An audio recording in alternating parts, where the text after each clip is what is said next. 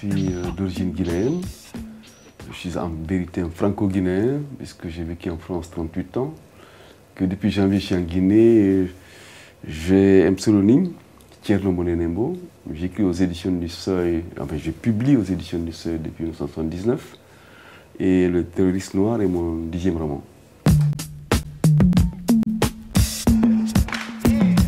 La vie tragique d'un tirailleur sénégalais, qui n'était pas tirailleur à l'origine d'ailleurs, puisqu'en fait les tirailleurs, vous savez, ce sont des gens qui s'engagent ou qui sont mobilisés.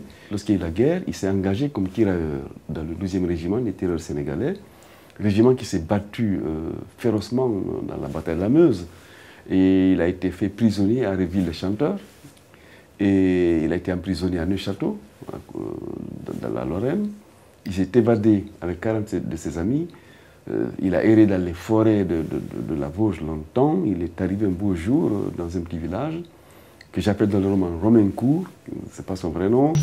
Il a été arrêté par les Allemands en 1943. Il a été fusillé en décembre 1943 au Mont de la Vierge à Épinal. Et ce sont les Allemands qui l'ont surnommé le terroriste noir. Toutes les grandes tragédies du monde ont été vues sous l'angle littéraire avec beaucoup d'humour. C'est l'humour qui sauve. On ne peut pas raconter avec le même degré de tragédie la Première, la Seconde Guerre mondiale ou la Troisième à venir. La littérature se moque de l'histoire. La littérature se moque de tout. Gabriel Garcia Marquez, qui est un très grand romancier, disait que la littérature, c'est l'art de se moquer du monde entier.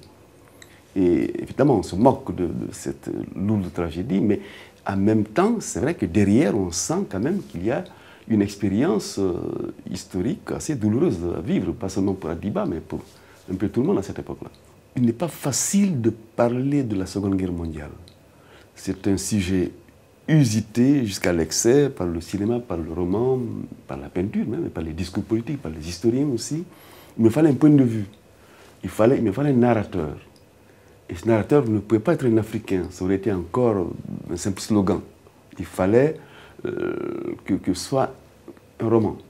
Et ce roman ne pouvait naître que du village lui-même. Donc il fallait donner la parole à une personne du village. J'ai donc inventé, pas vraiment inventé, puisqu'il y a des personnes qui m'ont servi de modèle, mais j'ai quand même créé ce personnage de Germaine Tergorès. Vous savez, on n'est pas candidat à un prix littéraire. Les prix littéraires vous arrivent comme ça, souvent sans que vous y pensiez. Mais si je le gagne, c'est très bien, puisque j'ai l'impression que le concours des lycéens est plus sincère, et plus véridique et finalement plus touchant que le concours officiel, qui est quand même une chose académique, où des gens de très haut niveau, des intellectuels de grande valeur, des personnalités littéraires décident un peu de ce que vaut un livre et de ce que ne vaut pas un autre livre.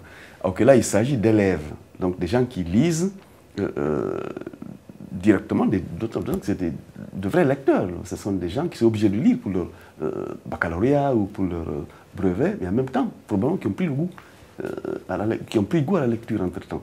Donc c'est très important ça. Moi j'aime la reconnaissance du public. J'aurais aimé avoir le prix de la FNAC. C'est mon ami Patrick Debille qui l'a eu, c'est formidable pour lui, parce que on m'a souvent accusé d'être un peu, comment dirais-je, inaccessible, un peu typé. Quand le public vous reconnaît, vraiment, c'est tout aussi bien que si l'Académie vous reconnaît, bien sûr.